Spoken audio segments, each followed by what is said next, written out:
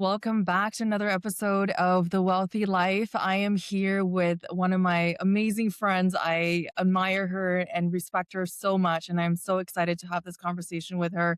This is Stella, and I'm going to get Stella to introduce herself in her own words because I don't think I can ever justify the expertise and the amazing human she is. So I'm just going to get her to introduce herself. First of all, thank you for having me here. I'm super happy to be sharing this time with you. We are mutual friends and we admire each other. I am Stella Iordanidi. I am a body recomposition coach and founder of Train with Stella, a business coaching business that I have been running for the past 10 years. I specialize on female. However, I do have some men in my team, including my husband. I was born in Greece, but I moved to Colombia when I was 3 years old. So my background is quite mixed. Yes. My background really started in athletics. I represented Colombia nationally and internationally, and I'm really proud to be owner of many records. But that is where my history with burning out, a topic that Diana really touches on her podcast, really started. After holding several records, I was prepping for the World Championship, and unfortunately, then is when I start facing one of the biggest burnout, having a massive injury that led me to questioning many things about how I was approaching training, nutrition. Anyhow, later after that, I immigrated to the UK. I did different jobs. And then I was lucky to have experienced my leadership career in Apple. But being in Apple for 7 years, I then had a huge urgency to follow my passion, which is training and nutrition, and help with other people understand training and nutrition in a way that will empower them as opposed of in a way that will damage their health. So down the line, 10 years later, my biggest passion is to guide high achievers into understanding how they can get in a stronger, healthier body without falling for the burnout that they very likely will follow if they don't have the right guidance, simply just because of the same nature of being high achievers. I realized that high achievers might see fitness the same level that they see business, where they will be looking to optimize every area and the mindset will be more is better. And what I come here to do is to give them a smarter, intelligent plan on how to approach their nutrition, how to approach their training. And very often, I actually have to say that less is more. So yes, my biggest passion at the moment is helping people transform their body, but through the journey, we also see a massive transformation in their lives. And that literally just fills my heart with joy. So that's what I do. uh, you're amazing. I mean, every time I hear your story, and there's more to it, we'll get into. But yeah, every time I hear your story, it just reminds me of so many people who struggle in silence in their nervous system. Everyone wants to, especially when you're very type A and you're always trying to optimize, what you said. It's You're looking into every single area of how do I measure this part? How do I measure this? How do I measure this? So I can continue to optimize to a point where I'm quote unquote perfect in every area so I can hit my goal. And it gets really tiring It for does, it all of does. us. And it's just crazy because when we have this type of personality, I believe that control is a big part of how we perceive ourselves. And funny enough, with wanting to achieve body composition goals, and just for those of you who don't know who body composition is, pretty much it just means that you have more muscle in your body and you have less body fat percentage. Aesthetically, you look better, but I do so with under the premises of keeping the person healthy. So we do everything natural, and the results that you get are meant to empower your life as opposed of taking away from your life. But what I was going to when I say about control is that type A personality people, high-driven people, high-achiever people are so used to control, and control becomes a way of them feeling safe that when I come into their world and I have to say, you no longer have control over your diet, you no longer have control over your training, you have to listen what I'm saying, and pretty much you have to trust the process. That is sort of like, oh, what? Really? But it's amazing to see how they all start freaking out. And I can see the transformation from the person that starts with me, that comes with all of these requirements. I don't do this, I don't do X, Y, Z. But then along the journey, I take them through showing them when you just trust the process, and oftentimes when you do less, you actually get wonderful results. So that is, I believe, one of the best impacts that I can make on people's life. That is sort of like showing them a little bit of trust on their body, on time, and that if they show up doing exactly what they have to do, not expecting to optimize anything more, just do good enough, eventually you will get to the results that you want and you will feel amazing. Absolutely. And that's exactly, I mean, what you just described is exactly what nervous system work is. Because control for, type A personalities, high achievers, what typically happens is they're so stuck in a box, is this is what's worked for me, and their nervous system has, you know, adapted to certain guidelines, like what you said, is these are the things I do, these are the things I don't do. I don't tread into the things that I don't do because they weren't safe for me at some point back in the day. So we don't go there. But, these are the things that have worked for me. But I'm sure, and I would love for you to share, is that for nervous system work, at least, is the things that have worked for you in the past are no longer working because it's hit a plateau, and people are freaking out because they're going, okay, what's worked in the past is no longer working. Now what do I do? So those are the times when they either come to me or they go to you or people similar to us, because we show them what a little bit of trust can do, like you said, what a little bit of, stepping out of your comfort zone can do to expand your world. Essentially, we're going from that little box now to help them safely leave that box and explore, like, secure attachments typically do, is go out, come back, go out and come back, right? So I believe, as you mentioned, nervous system is, I think, is the missing link in fitness, because I think the idea that many people have from fitness or what a healthy body look like, or maybe the mindset that people with healthy bodies have, will be the mindset that an athlete will have, or ultimately the mindset that a bodybuilding athlete will have. And I was an athlete myself for over 10 years, and I can tell you that mindset is not healthy. It's funny because that same mindset that keeps you going and helps you achieve amazing things, things that no other people around you would achieve, is the same mindset that long term will destroy you if you don't know how to, if you don't have the tools to work with that mindset. So in the work that I do, which again is for people who are entrepreneurs, people that is busy on their careers, many of them, my clients, are also mothers. They want to have a great physique. The My work in their nervous system is actually teaching them to do less. I have a lot of females who come with me after years of overtraining, under eating, and my work is saying, hey, this is not longer working for you. Like, you are not longer 20, and we are wanting to do here something that is going to keep you healthy, but it's also looking at your longevity. It's also looking to how are you going to be living the last years of your life. And Mhm. in that case, what I have to do, very likely in most of the times, is start increasing their intake, because they come with a lot of fear, oftentimes, of carbohydrates, many rules around nutrition. And what I said to most of my clients is like, look, that information that you are trying to practice on yourself is valid, but that information does not apply to yourself, because that information is going to the 90% of the population that is dealing with obesity, with metabolic syndromes. Yourself you are like 1% or 10% of that population, and you're so obsessed with that message that that is what you are being confused, because that information is right.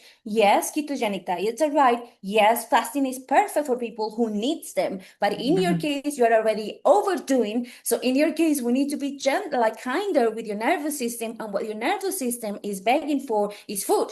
You need the carbohydrates to produce some serotonin so your stress levels calm down. We also need to Absolutely. bring some rest and recovery into your training, because for these people, they are okay to train Monday to Friday, no rest, go hard or go Mhm. home. And in here, I come to say, no, like, you actually make gains on rest. So we need to be strategic and wiser enough to make sure that when you train, we get the most out of your training. You push hard, but then enough, the harder you push, the harder you recover. And that is what people don't understand, that a lot of body recomposition work actually works with the nervous system. And I see it clear with my ladies. I have ladies who have been training hard, and then eventually the scale weights start ramping up, ramping up, ramping up. They have not changed anything. They haven't changed the diet. They haven't changed the training. And I say, hey, your body's telling us we need to recover. This week, we're going to go through a deload week. We don't change any diet. You just focus on recovering, go for a long walk, meditation, listening to your favorite podcast, drink plenty of water. And in a week, they're back to the normal weight. So what I started saying when I mentioned about the nervous system is the missing link in the fitness world, again, is that people who has normal life and just want to be fit, and when I say just want to be fit, I'm not talking about mediocre work results. I own my body, I own it, but I own it in a way that I know that this is going to keep me healthy for longer, because I was in a place in the past where I was really unhealthy, and I didn't want to ever go back there. Yeah, but we need to do it in a way that goes in favor of you, that it will empower you not only in how you look, but how you show up to other people, how you show up to your work, and literally a tool that allows you to be in this world a lot longer than what you can potentially do if you don't look after yourself. Absolutely. Yeah, I mean, you just touched on so many different points that are so valuable, and especially in our world, everyone's saying, and I don't know, what your clients come to you for. I would assume that they would say, I've hit this age, I wanna look like what I did in my 20s, or I wanna look like this person." But then I'm sure they, as they continue to work with you, like what you said earlier, is they realize that I actually just wanna feel good in my body. I wanna feel confident. I want to be able to play with my kids, my grandkids down the road, and that looks is just more of a side effect of health, of happiness, of a regulated nervous system. Is no longer just, "I wanna look this way," that's the main thing. The looks now has been pushed to the side. And training, like, exactly like you said, is such a is a nervous system regulator, but also can really destroy your nervous system. And I always say to people, if you are someone who's inspired by David Goggins, you probably don't need David Goggins. Because you're so already polar to that side. You need to now shift over to the side where you said you need to recover in order for you to repair the muscles, in order for your nervous system to calm down, to find that baseline. Otherwise, you're just jacked up all the time and you're going to run out of resources. Your body's running on survival, on conservation. Your liver doesn't detox properly. The body doesn't regulate its hormones properly, which I'm sure you've seen so often in women who don't recover properly and their hormones just kind of go out of whack. And the organs don't do what they're supposed to do. So, and that's such a huge point. Um, if you don't mind sharing your story, just in terms of, your anxiety and burnout, and how you've gone through that journey and also come to the point where you are right now, because you're so intelligent and so eloquent in, how you tell your story. And then also just your story is, I think so many people can relate, but also can draw a lot of inspiration from. Sure. My story is a little bit long in terms of my struggles with anxiety and my struggles with my personality. As I mentioned at the very beginning of this podcast, high achieve, and when I am describing the people that I help, first of all, I'm describing myself. I started like my main driver of the studying everything that I know now was me trying to heal myself. Um, but funny enough, I help myself better when I see people going through the processes that I need to go through myself. It's weird. And by no means I'm saying that I know everything now about how to have a perfect body and how to have a perfect balance between training and your nervous system or your overall health. But because I'm constantly learning, constantly wanting to know more. But definitely haven't helped people for the past 10 years at the same time that I was going through through my biggest struggles has definitely given me a lot of perspective into this matter. As mentioned before, I was an athlete, and I was not just a normal athlete. I don't know if you can see it over there, but people who's listening, I'm showing my medals, my trophies. I was one of the biggest talents in Colombia, and I was so driven since I was a kid, so much so that I will train every morning, every afternoon. I will train on my rest days. My coaches will tell me, no, you don't have to train, not because the sun is going, not because you wake up early, the sun is going out, right? Rise early. But I was like, also my mom is, my mom is a single mom, and she, just to give you context, has to raise me up by herself in Colombia, a society that is very, machista, how do you say this? Is a very male-driven society, and females didn't have that much opportunity on working. So my mom decided to raise me by herself. So she was like a rock, and I saw that all that I saw was that from my mom. So I was not allowed to expect from myself anything less than being like my mom. And I really took that on heart, so much so that, as mentioned, my first breakdown with anxiety, or maybe overtraining, so much so, was when I was preparing to the World Championship. I trained my body so hard that when actually I needed to compete on the middle of the competition, my hip flexors exploded. And then after, I fall into a depression, and then I give up training, and that's when I immigrated. But later on, 10 years later down the line, when after I have done the different jobs, I have worked for leadership in Apple, I left Apple and I launched my own career. I started working as a personal trainer, and I wanted to be the best personal trainer in the UK. So I will be working from 6 a.m. in the morning till 10 p.m.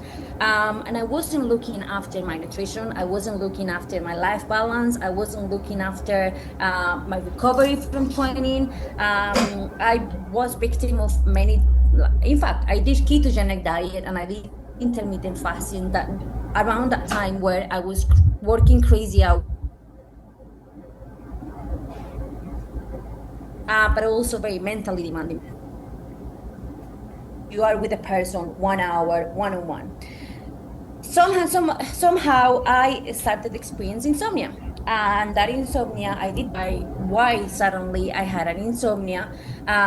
If I now look back, I will obviously have very clear that I wasn't eating enough. I was living on caffeine. I was living in pre-workouts. I was under eating, and I was overtraining. But my urgency of being able to continue doing my job so that I could achieve being the best UK personal trainer, that for me was a fixation back in the time, didn't allow me to have rest. And I was like, I need to fix this insomnia right now, right here. And it was a week that I couldn't sleep, but I still show up to train other people. I went to different GPs in UK, and they prescribed me antihistamines, but that wouldn't help me. Eventually, so then I flew back here to Colombia. I took a plane and I came to Colombia. I landed, and my mom took me to a psychiatrist. The psychiatrist didn't ask things that I ask my clients right now. How do you sleep? What is your lifestyle? How do you eat? How many coffees do you drink a day? What is in the drinks that you take when you work out? Because back then I would take all type of pre-workouts. No, nothing. He saw me when I landed after a week of not sleeping, and after having traveled from UK to Colombia, and he opened the door of his room, and he just told me, you are bipolar, you need to take this medication. And to be quite frank with you, I said, well, I don't really feel that I am bipolar, but if he's saying so, he's a doctor, who I am to say the opposite. I took my medication, and that night I couldn't sleep after 2 hours, 2 weeks of not being able to sleep. There was an opioid medication which started with 5 drops. I had the best sleep of my night that night, and I thought, okay, the problem is fixed. I can continue with my life, no issues. I just have a band-aid in here that I will take with me. The thing is, obviously, that medicine, the type of medicine that they were giving me, is forbidden in UK. In UK, you cannot find that medication. And I told that to the doctor that I visit here, that I was living in the UK, and that if I needed this medication, I needed to take with me as many bottles of the medication as I would need before I come back to Colombia. Then what the doctor did is that he also knew that it was not legal to buy from one pharmacy that amount of medication, because back then I didn't know what this was. I thought it was a valerian root Mm, drops that would allow me to sleep, but this is a very serious medication. Anyhow, he made a means so that I could take this medication with me, and for 5 years I was medicated with this, paying to this doctor, and not really doing the work that I needed to do, which was understanding where was that anxiety coming from, what was my need to prove to the world that I was going to be the best PT, what was that yeah. urgency in me since I was a very little lady, that I needed to be the best swimmer in Colombia, then after the best open sea water swimmer, then after the best triathlon, then after the best in Apple, after the best PT. And what was that urgency? Like, that was never ever questioned to me. Instead, it was treated with medication that was very detrimental to my health, physical, and then later mental. Then when I find out what is it that I was consuming, I found out in a very bad way. Like, pretty much I ran out of the medication. I started in 5 drops. I was on 35 drops, which is a huge amount of medication for someone as petite like me. Just to give you context, I am 155 centimeters, 5 inches point one, so I'm very petite, but I have a very strong heart. And that, I believe, is what kept me safe. Anyhow, the doses that I was taking is 35 drops, which is huge. And suddenly I ran out of the medication. I contact this doctor, who, by the way, has been charging me for the past 5 years of my life on a monthly basis, both for his treatment and the medication. Anyhow, I contact him and he said, you need to find the medication right now. Otherwise, you're going to go to a withdrawal symptom. I went to all the hospitals in UK, but because this medication is forbidden, they honestly were looking at me like if I was a junkie. Let's say I Yeah. was just addicted to, in fact, I was addicted to the medication. I just never knew that I was addicted to the medication. I honestly just took it for the sake of sleeping. And because they made me really believe that I was bipolar. And I said, okay, there is something wrong with me. If I don't take this medication, I cannot do a normal life. So I better take this medication so I can continue having my normal life. Yeah. So I Yeah. really believe that I was a bipolar. And that's why it's so important that you really do the work and understand yourself, because anyone can tell you anything about you and you can't take it to heart. And that's what I did. This is 5 years after I started the medication. Then I went into a withdrawal. I had no medication. They were not providing me with the medication in the UK. That medication is illegal. I have to fly back to Colombia. And I got to the same doctor, back to the medication. Anyhow, 3 years after, I changed doctors and they gave me a bunch of different medications. But then it affected my nervous system so much so that none of the medications were working. And I just felt that I didn't want to continue living the life that I was living anymore. And unfortunately, I did have several instances where I did put my life at risk, but it was because I was just tired of trying as hard Yeah. as I could to overcome this. And I felt that I literally has lost the battle. Luckily enough, I then after had met my husband, and I will say it literally, he saved my life, because of him. I think everything in life happens for a reason, but I was so lucky that for so many years I was living in this shame of being bipolar or having a schizophrenia. None of this was true. That I was keeping that to my heart, and nobody knew about these struggles that I was facing every single day. So at night, my life would breaks, and then in the day, I would show up with a happy smile and train people. But then again, the same cycle repeats Yeah. until I burn out. I couldn't take this anymore. When I met my husband, luckily enough, I then, with my husband, had a family who had been specialized in treatment, mental health for female, and they gave me the right tools. And right now, it's been 2 years that I clean myself completely from this medication, that I am even more connected with my cause of helping people overcome any challenges that have in their life. And I do believe even more strongly so that before you even give medication to people, you really need to dig into, okay, how are they living their lives? How are they eating? How are they controlling the nervous system? Absolutely. How hard have them paying to themselves to then have to go to the means of having to use a medication to treat something that maybe if you just spend a little bit more time on trying to find out yourself, you might not ever need that medication. I'm not saying that medication is wrong. There is people who do really need this medication. Mhm. But what I'm saying is that there is a lot that we can do if you get people around you, like if you get a coach like yourself, that will help people understand why they are the way they are. Why is that need that urgency of excel at everything they do? And also, if you have other people like myself that will actually look into how you run your life. Yeah. Okay, are you feeding yourself properly? How many hours are you sleeping? How much work, how much are you working on the day? How much load of work are you handling on a weekly basis? Are you reducing the level of training when the load of work is high? So there are Yeah. so many things that you need to look into before you even go to maybe poison yourself with things that you don't need. And in my case, it was a very hard struggle because it was a struggle that I have to live in silence. I truly believe that I was bipolar and schizophrenic, Yeah. and that kept me in the shadow for many, many years. That also kept me in a very abusive relationship with the person that I was with. And I truly I truly believe that I didn't deserve anything better than what I was living, the life that I was living, and the person that I was with, because I was, how do you say, a broken product. Yeah. So Yeah. that's my story. Thank you for sharing all of that. It's, it breaks my heart every time I hear it.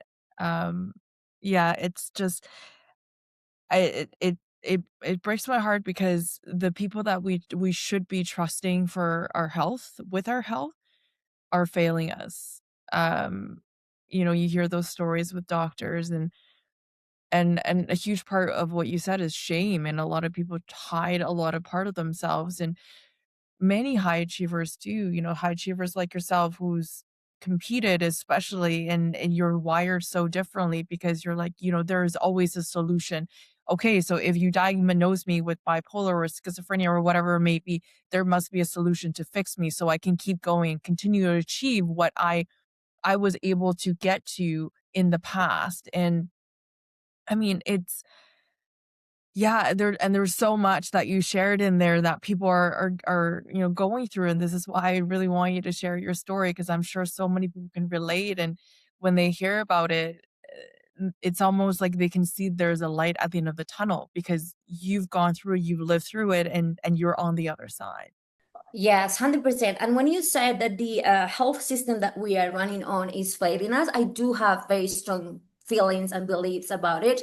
And I don't want to say that everyone, because like everything, there is always good people and bad people. The same system that got me in troubles was the system that helped me then get out of those troubles when I got a good Mhm. doctor back in Canada. But yes, the health system, unfortunately, and 80% I will say of the health system at the moment is on a fast pace where they don't really have the time to listen to you. They don't really have the time to understand what is wrong Yeah. with you. And it's a lot easier to say, hey, take this pill instead of, for example, doing the work that I do with my clients, that I am with them a year, living their life every single day. And that's also the reason why I'm capped as to how many people that I can take, because I do want to do my work properly. But in order for me to be able to have mental space for the people Yes. that I have, I need to put a cap, which is something that I believe in the health system that goes against of what they really want to do, which makes question how much of that is really made to help people and how much of that is made to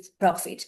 So Yeah. so yeah, that is, I've done a very strong work to heal myself from the feelings that I had against this doctor, especially because he knew that I wasn't a bipolar. He knew that I was a person in need. He knew that I was someone who didn't have any support network. I had no support network whatsoever. And he took advantage of that for 5 years. Yeah. And he literally could have ended my life. I am here because of my discipline. I am someone that is extremely determined, and it got in my head to get out of the hole that I was. Mhm. Just to give you context, I was on 7 different Oh my medications: gosh. anti-psychotics, anti-anxiety, painkillers, opioids, all of that. And right now I'm nothing. Like I am nothing. And that just goes to show the power in your mind, both to believe Absolutely. that you are a broken product, but also to believe that you can do it. Absolutely, yeah. And I'm sure you see this as well, and it's the common thread in everything, especially high achievers, is we're constantly looking to the outside world for answers when all the answers are on the inside. And right, and when, when I work with clients and like what you said, it's they're coming to me with what more can I do? What are some more tools that you got for me? And I'm going, actually, we got to take some things off the load because you're carrying so much. And what you said is you simplify for your clients. You get them to do less. And that's exactly it. Is essentially, I feel like you and I do very similar work in the sense that we put a mirror in front of people and show them themselves. The how they're built, how their body has been supporting them throughout the years. The body is not against them. The body has always been operating in a way that it was designed perfectly to support you. It's just we haven't been giving the body the right condition to function in a way that we want to show up in our own lives. And we continue to look for answers on the outside for validation, for control, for safety when we can find that within ourselves. With especially with high achievers, like what is the next thing I can achieve? Well, how about you conquer yourself first? How about you come back home to your body first? And we're always, and I make the analogy of, cleaning the streets when you haven't cleaned your own home. You don't even know your neighborhood so well, but you don't even know your house, where things are kept because you're always searching on the outside. And no wonder you feel foreign when you're home because you don't know your home. You don't spend a lot of time at home. No, I was just saying that high achievers are very good at excelling whatever they set their mind into, but no Yes, one has ever told them how to um, look after themselves. And absolutely. because of that same urgency and need, or somehow proving either is to themselves, to others, to their family, whatever is the deep reason that that person has, which I will encourage everyone does the job to finding out more about why is that urgency to, which is good. It's a good Mhm. thing. I'm not saying like I Absolutely. will never be less of a high achiever than I am. And that's something that I, for example, have Mhm. told my husband, who has really helped me at the same time that I was getting out of the medication. I also took a whole year of therapy where I was on a weekly basis with someone, just going through why I am the way I am, and why I perceive the world the way I do. Mhm. And obviously, it's a lot of things to uncover. But then again, if you are always in your mind, which high achievers are, Yeah. you are so much in your head. And I believe we did a work of a breathing work together. For the first time, I actually felt Mhm. the feelings in my body. Like for me, that was impossible. I'm so much in my head that we totally ignore the body. We Yeah. 100% ignore the body. But as you said, the answers that we're so desperately looking for in others are literally just in us. Yeah. And something that I really learned for the past 2 years that I have been clear, is to give myself time. And I still have expectations and I still have dreams of getting to more people with my business and the work that I do, but I don't have that person breathing in my neck every day, like you're not Yeah. doing enough. Like, what the hell are you doing resting? This time is for you to be producing. What are you doing sharing with family? You should be studying. Like, I don't have that person breathing in my neck anymore. And that person was me. Yeah. That has been the main difference as to why right now I'm able to live without medication, and why in the past, obviously, besides the physiological addiction that the medication gets you into, Mhm. maybe why in the past it was harder for me just to manage myself. Yeah, absolutely. I always so and this is a common theme that I see in clients, and I work with founders and high achievers, and most people feel this exactly what you said, the urgency of I need to do more, I need to achieve more, I need to hit that next goal. And they feel that urgency, that voice is within their head, but it's always inherited from something, is programming from something. Since you've done the work, where do you feel that your voice was coming from? Oh my God. I love my mom. She's my world to me. Like, she's the person that I love the most in the Yeah. work. But bless her, she was a mom very young in Yeah. a society that didn't have enough tools, enough Yeah. education.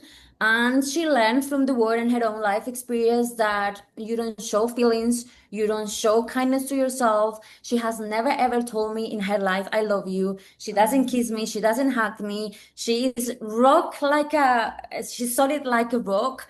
And she is, if I am, I mean, she is a machine. She is a powerhouse. There Yeah. is nothing impossible. She, in fact, raised me believing there is nothing impossible that is only men that are incapable of. Obviously, that phrase is in Spanish, so I'm doing my best to translate it.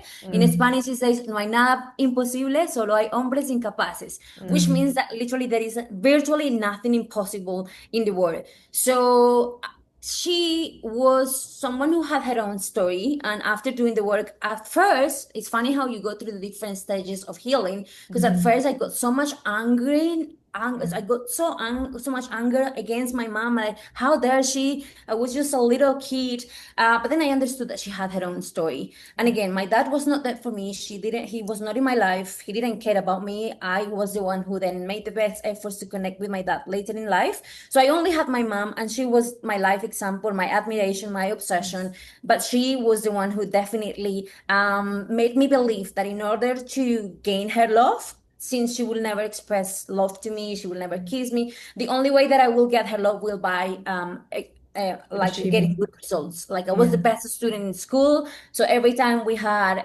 the qualifications given, I was always the best in the school. So she would buy me an ice cream, she would give me a toy, and she will say that she was proud of myself. When I was winning all those medals and all those trophies, only then she will tell me that she was proud of me. So I think Mm, I connected with, okay, I need to give something, or I need to be the best so that the world can love me back. And I was yeah. very insecure. I was very insecure as a kid because I didn't have a father. I grew up in a society here in Medellin. I don't know if people have visited Medellin, but in here we have the most beautiful females in the world. I was not very physically attractive when I was a kid. I was very nerdy with my glasses.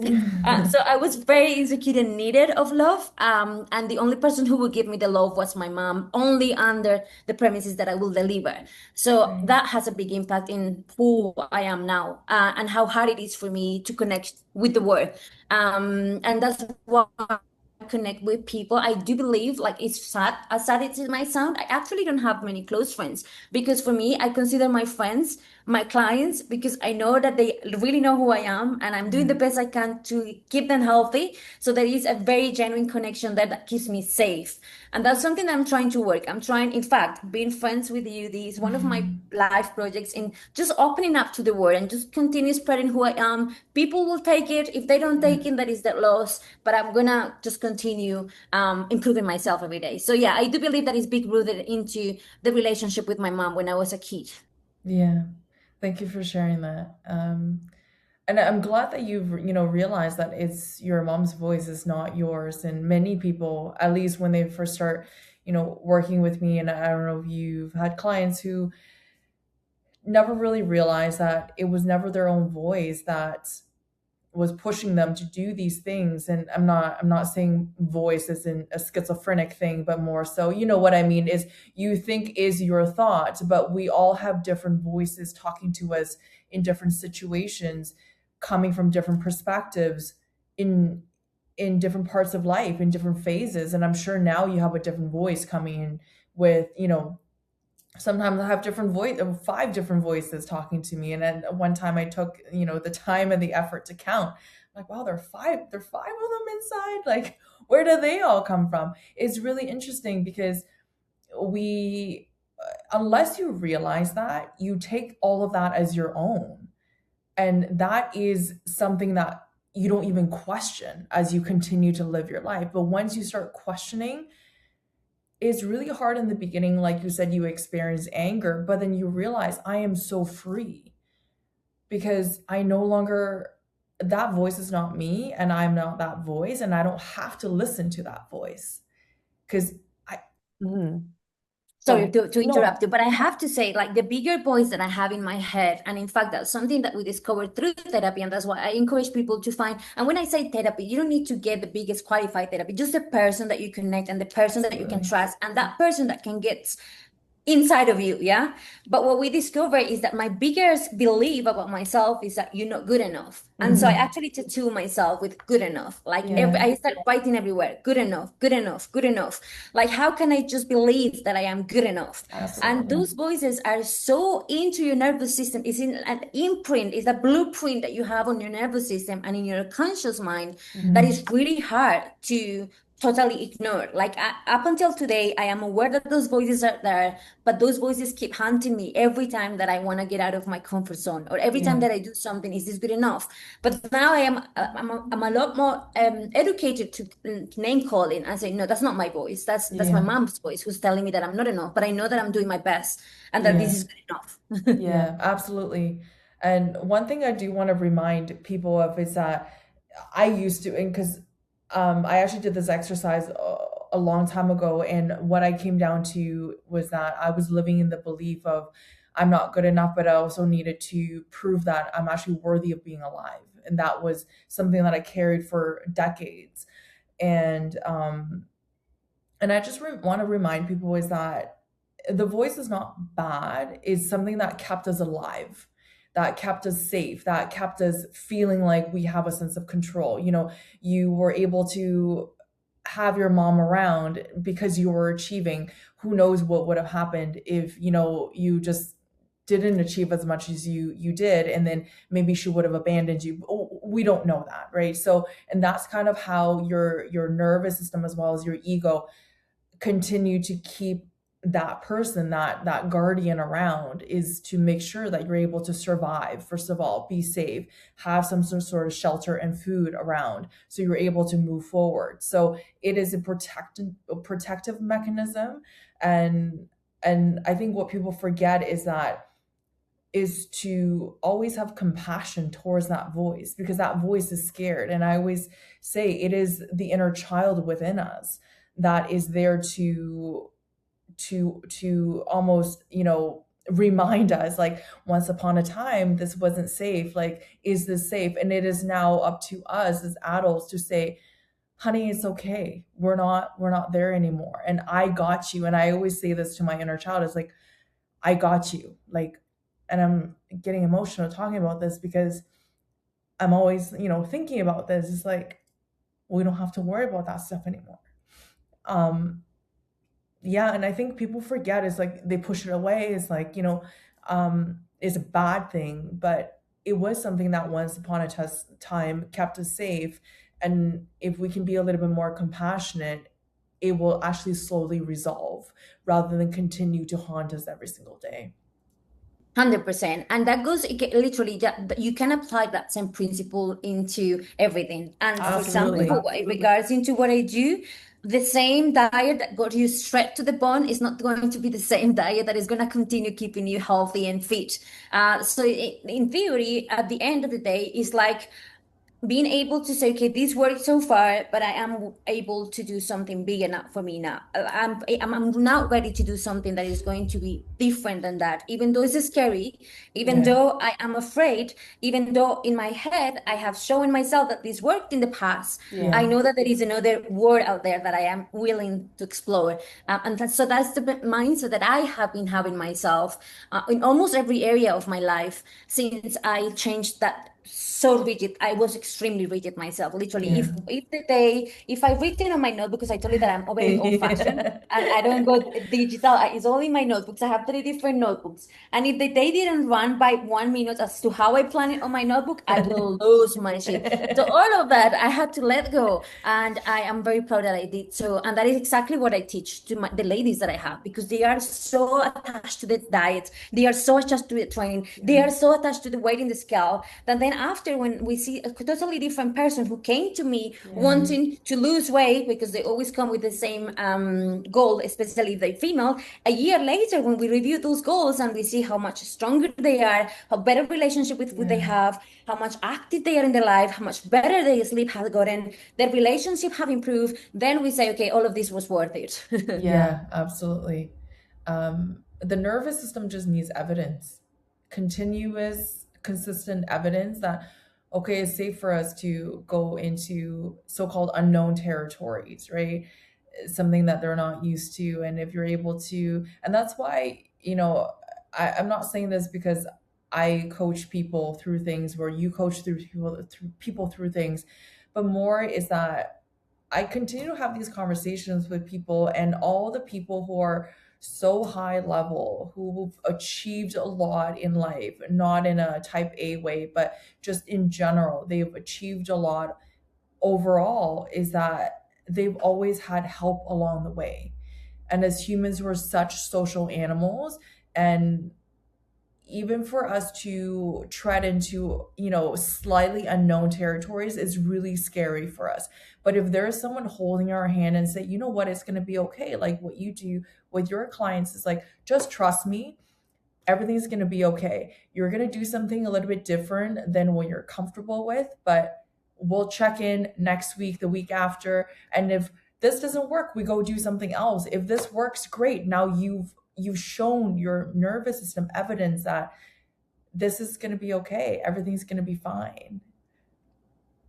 Yeah. So yeah. And so we can't, and it's so important. And I think, goes back, Latin America is such a community, a family oriented culture or cultures.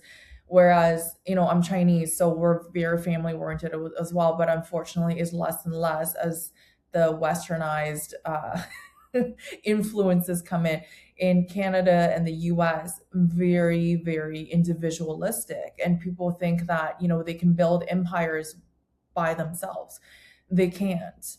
And the more you, and actually, I was having a conversation the other day with somebody, and he's a founder of, a lot of different companies. And he was saying, in his mind, maybe it was more egoic or, leaning too on the masculine side. He said, he was like, I thought I'm the smartest person out there. I could build these companies. I could do all of these things without help. And he said what ended up happening was he sunk into depression, and he just thought he wasn't going anywhere. But once he started building more communities and meeting more people who are like-minded, his entire world opened up, and his business grew so quickly because he said, I got the right people, and my brain was just so happy connecting with different minds and different energies. And his nervous system, of course, was so much more regulated because he's no longer ruminating, like what you said, in our own thoughts, especially as high achievers.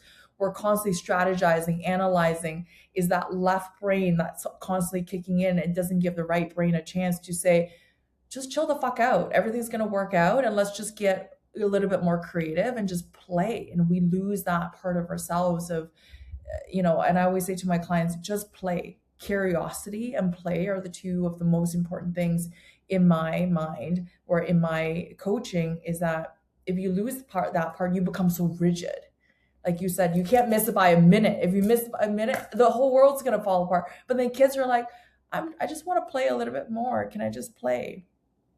Yeah, in my case, it was just that I will never, like, even though you say Latin American, very family oriented families, and my family is, but my mom did not allow me to have family time. Yeah, She will, totally. you have to go train, you have to go study, anyhow. Yeah. But I also want to say that it takes time, and it takes, unfortunately, oftentimes for you to go to burnouts and Yes. struggles to want to change. Because if you ask the Stella 5 years earlier, before I had my latest breakdown, what did I think about stopping or doing less? It's like, what the hell? You've been less, like, lazy, unproductive. That doesn't go with me. It is not within my values.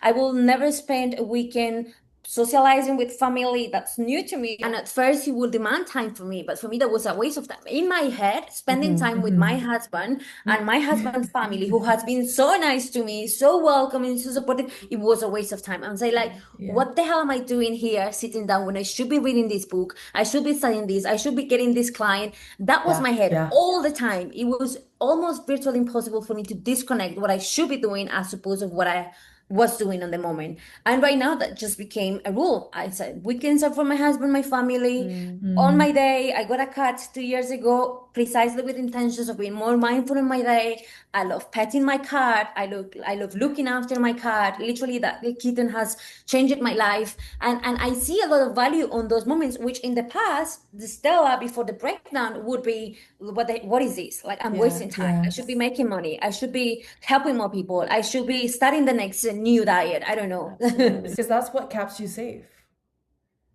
Yeah, definitely. And that's another thing that, it's really interesting that you bring that up, because that's another thing when I work with clients who are let's just call it the old you. I wouldn't just say go chill out and take the weekend off, because that will cause them more anxiety in the nervous system. So it has to be gradually. It's, taking you through the toddler pool to just get your feet wet, and then you slowly over time work your way to the deep end in terms of the, swimming analogy. So you can't just dunk somebody in the deep end and they're going to start drowning, and then it will have the opposite effect. So most definitely, the nervous system, then the human brain, are such interesting structures and tools, and whatever you want to call it. They're just such interesting parts of ourselves that we I just want to say, it's, if we just If let we go. learn to master it, we can actually do a lot more with everything that we set Absolutely. our mind to. Absolutely. And I always use this analogy of, of a drowning kid. And I don't know if I've seen so many of this because I used to be a lifeguard. Is, there are kids who get in the pool, they start freaking out and they try to grab onto whatever there is. But then you're like, just try to touch your feet on the ground. And they touch their feet on the ground. They're like, oh my God, I can stand up. Uh, but that's kind of how we live our lives, and we're trying to grasp onto anything we can, freaking out. But then at the end of the day, if you're like, just breathe, and I know it's so much easier said than done, and after a lot of burnouts with a lot of clients, they finally realized, and they would look back at their experiences. And I don't know how you feel about this, is when you look back at your experiences, you're like, that was like, the answer was so simple. But for you to obviously get there, you needed that long journey and process to get there. But once you get through it, you look back, you're like, wow, that was really simple, like so simple. I couldn't see it. I couldn't get it.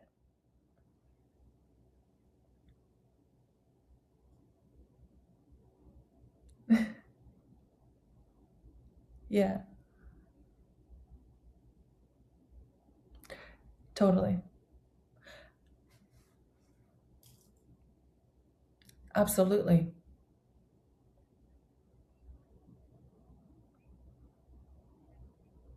Yes.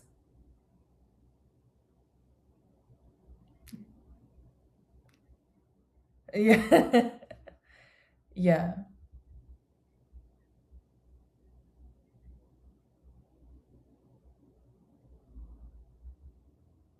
Yeah. Absolutely. Absolutely. And I think hopefully we all get to the point where we realize that nothing is worth sacrificing our health for. Yeah, definitely. I just have a couple of questions to ask you before we go. Um, when Actually, let me ask you this question.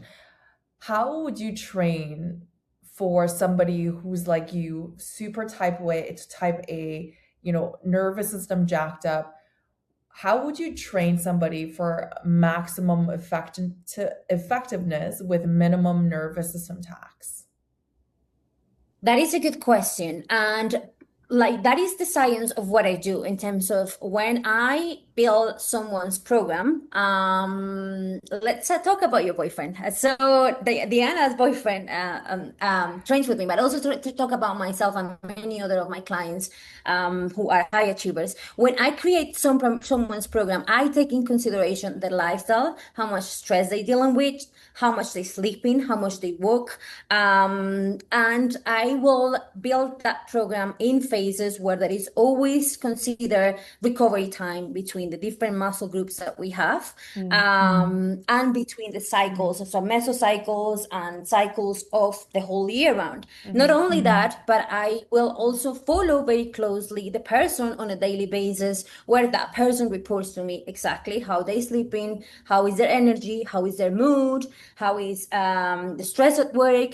And if at some point I start seeing that the mood is rocky, that the sleep is playing up, the stress at work have skyrocketed. Those clients of mine who have families, I also ask about the family stress. How is the stress perceived? Kids are ill, kids are going to school, whatever that is. And if I see that there are peaks that are not allowing the person to actually optimize the training, that is when I, on a weekly basis, will say, this week we'll be implementing a deload, or this week just forget about pushing heavy loads, just go there, do 30% of your load and focus on recovering, movement, gentle movement, sauna. But also a big part of that is the diet that I give to the person. So not only we make sure that the person is eating enough for the training and the outcome that they want to get with the training, but also that that food is being spread throughout the day, in the moments of the day that they need more food. Because it's very often that people who train will focus their nutrition around training, but they totally ignore the nutrition the rest of the day. So when we do have high achievers who have very busy lives and they want to be sharp at work, I also need to make sure that the food that they are consuming whilst they are at work is fuel that allows them to keep themselves sharp, to continue helping the body to go through the muscle protein synthesis as the body goes through the muscle protein synthesis through the day, but also it's food that is giving them a lot of quality nutrition, and we try to minimize processed food, but it's all just to keep the person sharp, to keep their energies high, and to make sure that that person shows up in every area the best they can. So, and that's precisely what I have struggled to do, to scale what I do, because I have been wanting to reach more people and therefore scaling what I do. But I feel that if I scale what I do, I will not be able to follow someone as close as I like to optimize that person the way that I like. Because yes, that person, I need to know from that person on a daily basis, as weird as it sounds, they don't talk to me, they talk to the application, but I read it every day. I need to know what is happening in their lives to consider what I give them, in what phase of diet do I have them, what phase of training do I have them, and training on a weekly basis. Saying that these people cannot push hard because I train people hard, but I'm saying that the volume, the overall volume of the fatigue that we induce to the nervous system from training has to be at the level that the body can recover from that training. Is at the point where the body is over, like when the stimulus of training is so much, it's so big, the volume, the intensity is so big, then the body is never able to recover, that you then start to see the law of diminishing returns. Like you don't improve, you stall, you feel flat, your mood goes down, sleep goes down, and it just doesn't go well. High achievers, they think that they just need to keep pushing. Yeah. Yeah, but for example, on males, it's actually easier because men are just like the same person all year round. Yeah, female, I mean, they might have challenges with mental health, with illness and stuff, but the body physiologically, their hormones are the same all year round. Especially if they're healthy, testosterone is working well, it's the same person all year round. With females, obviously, we know how complicated it is for us and how those changes those hormonal changes affect everything, physiologically everything, how you perceive your stress resilience, how you see yourself in the mirror, how you are able to perform at training. As we get older, those changes become even more noticeable. So it's literally just applying a lot of compassionate coaching within what I do and promoting for the person to become compassionate with themselves. I do have an A-type, like super A-type females in my team, that when they come to me, they are like, no, I need to be pushing hard. It's really hard for me to like do less today. But then when they finish the coaching, the thing that they most say, or the thing that they appreciate the most after having gone for me for a year, is how much flexible the mindset is with regards training and nutrition, and how much better they feel being that way way as opposed to the rigid way that they were before.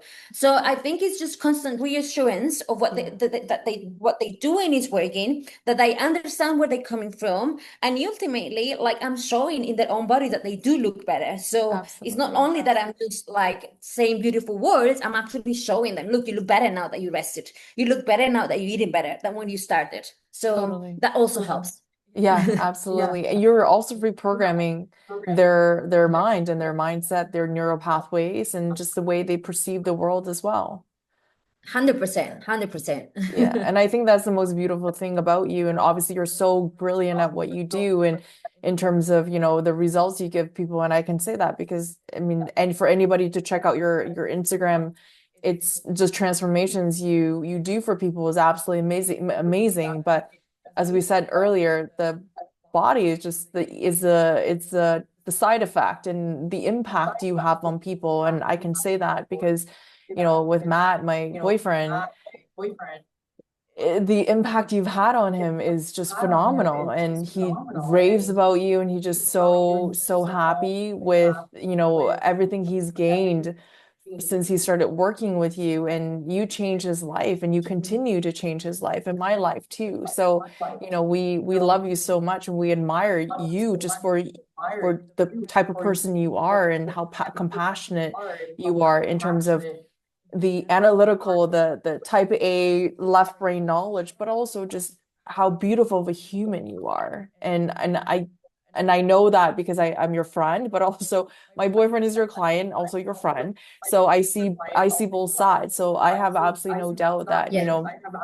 you're able to transform type A people into a less type A people, because you are the people that you work with essentially, and you've said that yourself. So you're leading by Exactly. example, and people can trust you in that regard. I walk the talk. Yes, 1,000%. And you are somebody, and I can put my life on it. You walk the talk. Yeah. Yeah. So there is absolutely no doubt about that. I have one last question. I just want to be mindful of our time. Yep. What are your three non-negotiables when it comes to your performance? To my, sorry? What are your three non-negotiables when it comes to your performance? So how you feel in your body, your nervous system, how you show up to every single area of your life. Okay, my non-negotiables are always honesty. Like, I appreciate honestly. I will be honest so much so that sometimes I might say a little bit too much, but I just like honesty and transparency in all relationships that I have. So I always encourage open communication. I will really have a lot of respect for people who will tell me in my face if that is something that I'm not doing right that they might not like, and people that is coherent with the person that they show to others, to what you see from the person. So Hmm. honestly, it's one of them. Love. I really love doing things from love, from literally just wanting to spread good things in the world. Like, I might be naive sometimes, although I'm not Yeah. stupid, but I might be naive sometimes, and I just love. Like, I literally am as bubbly as I love doing things with love. I have a word written in here that says made with love. All of my check-ins at the end with my clients always says with love, Stella Iordanidi. So I just love spreading. I think I was so needed of love when I was a kid that I just want to be giving a lot of love to the world, and I want to get a word love from the world. Yeah. And the last one will be sounding like a very type A personality, but in everything that I do the best that I can do. Honestly, that every time that I see something or I do something, I look at it and I say, okay, I feel good about it. Having worked on the good enough, Yeah. I want to make sure that everything that I do it as good as I can from the bottom of my heart. Those are my three negotiables. You definitely have integrity. You're I think one of the only handful of people that I can say that have integrity in this world. You're most definitely one of them. Yeah, without a doubt. Thank you. You too. I love you. Thank you so much for, sharing everything. I honestly appreciate you so much. I appreciate your time, your energy, your knowledge, your wisdom, all of that. Where can people find you? Okay, so my social media, I have always taken my social media more like as a personal journey, but I will be working on making it more towards the message that I want to send. But for now, you can find me on my social medias as Stella Iordanidi, or if you want to see my work, then at Train with Stella. But I will definitely will bring in more channels so that you can get in contact with me because I do have a big vision and is to help more people be in this transformation journey as much as I can through my life experiences. You definitely gotta reach more people, that's for sure. But I'll put all the links in the show notes so people can find you. Thank you very much. I love Yeah. being here and thank you for your space and your energy. I love you so much. Thank you. I love you too. Thank you so much, Stella.